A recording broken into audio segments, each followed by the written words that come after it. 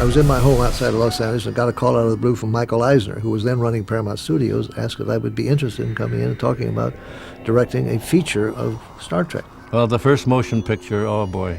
Great expectation, great anticipation to have the legendary Robert Wise directing us. I was kind of intrigued by the idea, although I wasn't a Trekkie. I'd never gotten caught up in the series. But I'd done the two science fictions, A Day There Stood Still and Andromeda Strain, and they were both earthbound. And I thought maybe it was time I got up in the heavens and found out what it was like to deal with science up there.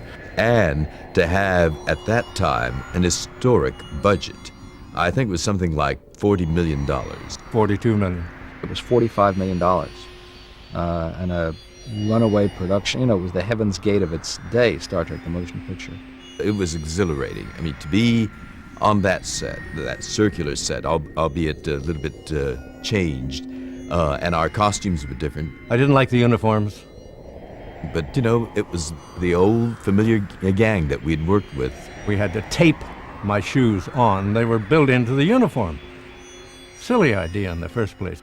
Once we got into it, then the mood changed. The problem was that we were rewriting the script all the way through. We were forced to start shooting when we had only the first act of the script right, and we were rewriting all the way through to the very, very end. There were the tensions about, you know, the special effects. When I came on the picture, they had already signed another company outfit to do the special effects, Bob Abel Company. They'd never done a major picture before. They'd done a lot of marvelous commercial work. And they were on the picture, and they were on for most of the shooting. And toward the end of the shooting, the extra shooting, I got concerned about what they would be coming up with, because a lot of the things would be done whenever I had to finish shooting on the set. So I demanded to see some of their tests that they had done working towards some of the effects, and I was very unhappy with those. The Hollywood Yellow Pages is something else. It's about this size and about that tall and everything else and about that thick. So they find somebody in there who can do everything. Fortunately, Douglas Trumbull, who was a top special effects man, and John Dykstra, another one, who happened to be Freebird at the time, so we managed to get them on the project, splitting the work between them and carried on. The special effects were inspiring. I mean, just beautiful, gorgeous, awe-inspiring, but It got boring at the end. it was wanting dramatically. There was no tension. There was no really great sense of jeopardy. The last 10 or 12 minutes of getting to V'ger was much too long. And when the film ended, Walter Koenig was sitting next to me. We looked at each other and said, "That's it." I fell asleep. Bill Shatner fell asleep.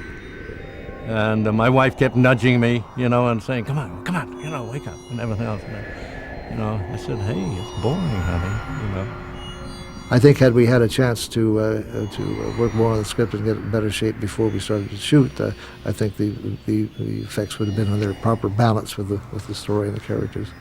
There was no movie budgeted with that much money behind it up until then.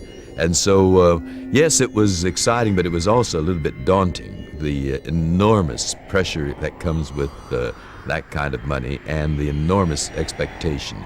Star Trek, the motion picture, whatever you think of it aesthetically, didn't do so-so at the box office. It did huge. It is still, right now, the top moneymaker.